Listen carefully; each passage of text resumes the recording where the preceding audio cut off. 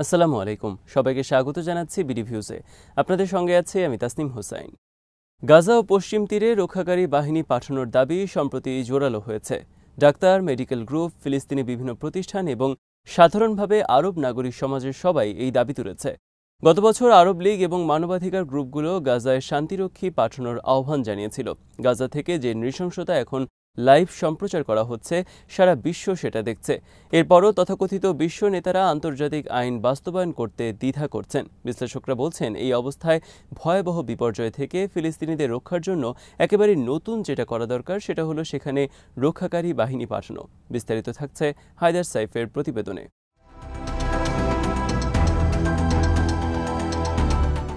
আন্তর্জাতিক আইনের ভিত্তিতেই এই রক্ষাকারী বাহিনী পাঠানোর আহ্বান জানানো হচ্ছে। গাজায় যেসব ফিলিস্তিনিরা গণহত্যা, যুদ্ধাপরাধ এবং মানবতাবিরোধী অপরাধের শিকার হচ্ছে, শান্তিরক্ষী বাহিনী পাঠানোর মাধ্যমে তাদেরকে সুরক্ষা দিতে পারে বিশ্বের বিভিন্ন দেশ ও জাতিসংঘ। আন্তর্জাতিক বিচার আদালত এবং আন্তর্জাতিক অপরাধ আদালত এই অপরাধগুলোর তদন্ত করছে। গাজা এবং পশ্চিম তীরে এ ধরনের বাহিনী দখলদারিত্ব থামাতে ভূমিকা রাখতে পারে। জাতিসংঘ সাধারণ পরিষদ এবং আন্তর্জাতিক বিচার আদালত এই দাবি জানিয়েছে।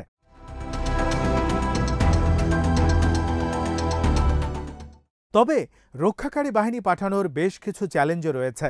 গাজা আর পশ্চিম তীরের পরিস্থিতি খুবই জরুরি ভিত্তিতে দেখা দরকার।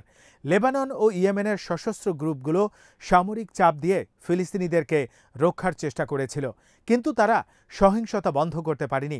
উল্টো লেবানন আর ইয়েমেনের জনগণকে এজন্য অনেক দুর্ভোগে পড়তে হয়েছে এবং এখনও হচ্ছে।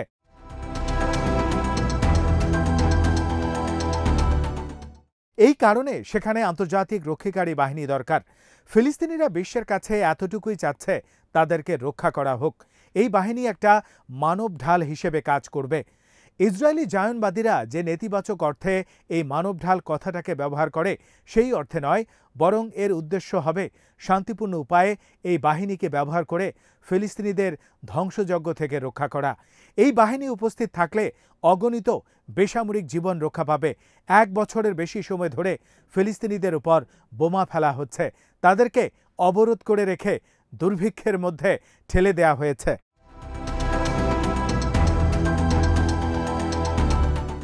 গাজা নিয়ে আরও যেসব বিপজ্জনক ধারণা সামনে আনা হয়েছে, তার সবগুলোর চেয়ে এই রক্ষাকারী বাহিনী পাঠানোর প্রস্তাব অনেক বেশি গ্রহণযোগ্য। ইসরায়েল তাদের হামলার মাত্রা আরও বাড়িয়েছে। অন্যদিকে অবরোধের মাধ্যমে এমন পরিস্থিতি তৈরি হয়েছে যাতে ক্ষুধায় মানুষ এমনিতেই নিঃশেষ হয়ে যায়। এদিকে যুক্তরাষ্ট্র বলছে গাজার নিয়ন্ত্রণ নেয়ার জন্য তারা নিজস্ব বাহিনী পাঠাতে চায়, কিন্তু সেটা হবে যুক্তরাষ্ট্রের অবৈধ গাজা দখল মাত্র। স্থিতিশীলতা ফেরানোর অজুহাতে সেখানে ঔপনিবেশিক সহিংসতার মাত্রা আরও ভয়াবহ হবে। অন্যদিকে আন্তর্জাতিক রক্ষাকারী বাহিনীর লক্ষ্য হবে ফিলিস্তিনিদেরকে রক্ষা করা। সাম্রাজ্যবাদী বা ঔপনিবেশিক স্বার্থে তারা কাজ করবে না, আর এটাই হবে আইনসম্মত এবং ন্যায্য বিকল্প পন্থা। জাতিসংঘের মাধ্যমে রক্ষাকারী বাহিনী পাঠানোর জন্য বিষয়টি নিরাপত্তা পরিষদে পাশ হতে হবে। যুক্তরাষ্ট্র প্রায় নিশ্চিতভাবে এই ধরনের প্রচেষ্টায় ভেটো দেবে। তারা এরই মধ্যে যুদ্ধবিরতি প্রস্তাব আটকে দিয়েছে, ফলে ইসরায়েল অবাধে গণহত্যা চালিয়ে যাচ্ছে। আবার জাতিসংঘ সনদের মূলনীতিগুলো বাস্তবায়নের চেষ্টাতেও তারা বাধা হয়ে দাঁড়িয়ে আছে।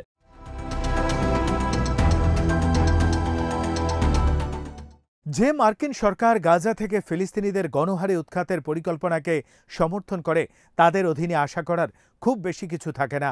মার্কিন প্রেসিডেন্ট ডোনাল্ড ট্রাম্প গাজাকে ধ্বংসস্তূপ বলেছেন। তিনি বলেছেন, যুক্তরাষ্ট্র এই জায়গাকে মধ্যপ্রাচ্যের বিলাসবহুল সৈকত অঞ্চল হিসেবে গড়ে তুলতে চায়।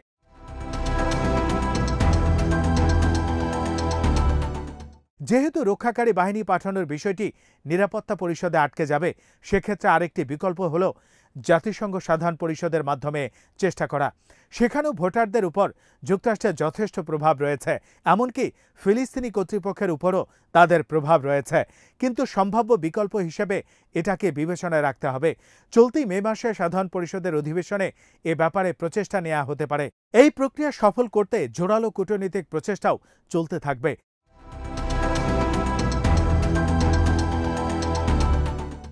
সাধারণ পরিষদ রক্ষাকারী বাহিনীর পক্ষে ভোট দিলেও সেটা বাধ্যতামূলক হবে না, সেটারও নিরাপত্তা পরিষদের অনুমোদনের দরকার হবে। কিন্তু সেখানে প্রস্তাব পাশ হলে কিছু দেশ সম্মিলিতভাবে ফিলিস্তিনিদের জীবন রক্ষার জন্য বাস্তব পদক্ষেপ নিতে পারবে। কারণ ১৯ মাস ধরে ফাঁকা প্রতিশ্রুতি অনেক শোনা গেলেও বাস্তবে এখনো কিছুই হয়নি।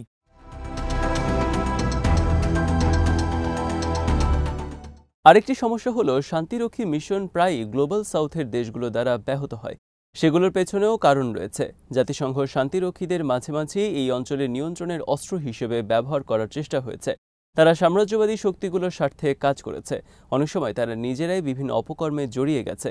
অতীতে দেখা গেছে শান্তিরক্ষীরা সাম্রাজ্যবাদী লক্ষ্যকে চ্যালেঞ্জ না করে সেগুলোকে বরং সমর্থন করছে। যেসব দেশ সেখানে সেনা পাঠিয়েছে তারা সেখানে অনেক সময় প্রশ্নবিদ্ধ জোটের সাথে যুক্ত হয়েছে। তাছাড়া শান্তিরক্ষী বিমানগুলোকে যুক্তরাষ্ট্রের মতো বড় বড় দাতাদের অর্থায়নের উপর নির্ভর করতে হয়। উদাহরণ হিসেবে লেবাননের ইউনিফিল মিশনের কথাই বলা যায়। এ মিশনে ইউরোপীয়দের উপস্থিতি অনেক বেশি থাকার পরও তারা দক্ষিণ লেবাননে ইসরায়েলের হামলা ঠেকাতে পারেনি। এই প্রতিকূলতার মধ্যেও ফিলিস্তিনি রক্ষাকারী বাহিনী পাঠানোর ধারণা ত্যাগ করা যাবে না, সেটা কোনোভাবেই উচিত হবে না।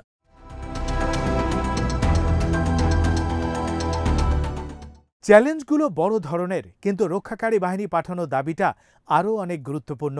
ফিলিস্তিনি সমাজের বিভিন্ন অংশ থেকে এই দাবি আসছে। সারা বিশ্বের গণহত্যা বিরোধী বহু মানুষ এটাকে সমর্থন করছে। সাম্প্রতিক এক পিটিশনে ফিলিস্তিন আর আন্তর্জাতিক স্বাস্থ্যকর্মীরা একটা পরিকল্পনার প্রস্তাব দিয়েছে। একটা নিরপেক্ষ বহুজাতিক সুরক্ষা মিশন পাঠানোর কথা বলছে তারা। এই মিশন মধ্যস্থতা করবে না, বরং তারা বেসামরিক মানুষকে রক্ষা করবে। তারা চায় যেসব দেশ হামলার সাথে জড়িত তারা যেন সেনা না পাঠায়। এই বাহিনীর কাজ হবে ফিলিস্তিনি নাগরিক ও স্বাস্থ্যকর্মীদেরকে শারীরিক সুরক্ষা দেয়া, ত্রাণ এবং মেডিকেল সরবরাহ পৌঁছানোর জন্য নিরাপত্তা নিশ্চিত করা এবং গাজার বিধ্বস্ত অবকাঠামোগুলো পুনর্নির্মাণে সাহায্য করা।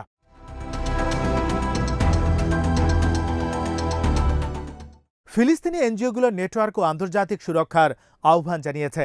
তারা গাজা ক্রসিং খুলে দিয়ে ত্রাণের রুট নিরাপদ করার দাবি জানিয়েছে। মিশরের বেসামরিক নাগরিকরা বলছে সীমান্ত খুলে দিলে তারা বেসামরিক ঢাল হিসেবে গাজায় প্রবেশের জন্য তৈরি রয়েছে। তাদের এই বক্তব্যে বোঝা যায় ফিলিস্তিনিদের রক্ষার আনুষ্ঠানিক প্রচেষ্টা নেওয়া হলে সেখানে সাধারণ মানুষের ব্যাপক সমর্থন পাওয়া যাবে। এই দাবিগুলোকে বাস্তবে রূপ দেওয়ার জন্য রক্ষাকারী বাহিনীর সম্পর্কে একটা নতুন সাহসী ভিশন দাঁড় করাতে হবে। সেটা কিভাবে কাজ করবে তা ঠিক করতে হবে।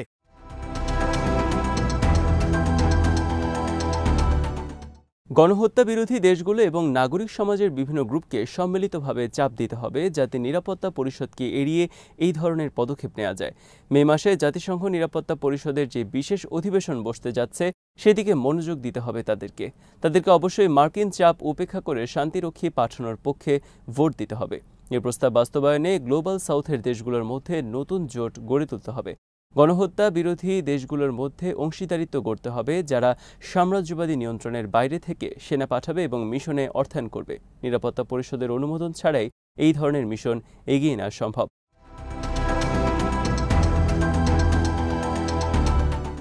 নাগরিক সমাজকে এমনভাবে সক্রিয় হতে হবে যেটা আগে কখনোই হয়নি। জনগণকে তাদের সরকারের উপর চাপ দিতে হবে যাতে তারা সত্যিকার নিরপেক্ষ রক্ষাকারী বাহিনীতে যোগ দেওয়ার প্রক্রিয়াকে সমর্থন দেয়। ফিলিস্তিনিদের জীবন রক্ষার জন্য নতুন কোনো জোট গড়ে তোলা হলে যুক্তরাষ্ট্রের তার বিরুদ্ধে দাঁড়ানোর সম্ভাবনাই বেশি।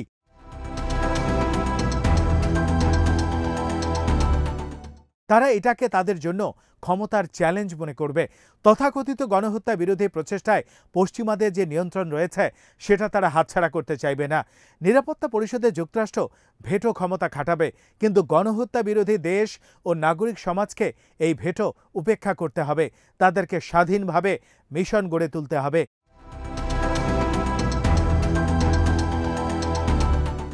এই সাহসী ভিশনের বিপরীতে যে বাধা সেটা বিশাল, কিন্তু এর বিকল্প হলো ফিলিস্তিনিদেরকে অরক্ষিত অবস্থায় ছেড়ে দেয়া, যেখানে তারা ক্রমাগত ঔপনিবেশিক ধ্বংসযজ্ঞের মুখোমুখি হচ্ছে। আমাদেরকে অবশ্যই সক্রিয় হতে হবে এবং অধিকৃত ফিলিস্তিনের জন্য রক্ষাকারী বাহিনী পাঠানোর দাবি তুলতে হবে।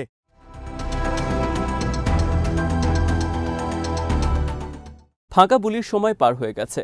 গাজা আর পশ্চিম তীরের দুর্ভোগ দুর্দশাকে আর উপেক্ষা করার সুযোগ নেই। বিবেকবান মানুষদের আজই পদক্ষেপ নিতে হবে। আজ এখানে শেষ করছি। সবাই ভালো থাকুন, সুস্থ থাকুন আর দেখতে থাকুন বিডি ভিউজ। চ্যানেলটি ভালো লাগলে সাবস্ক্রাইব করুন, সংযুক্ত থাকুন আমাদের ফেসবুক পেজে। আল্লাহ হাফেজ।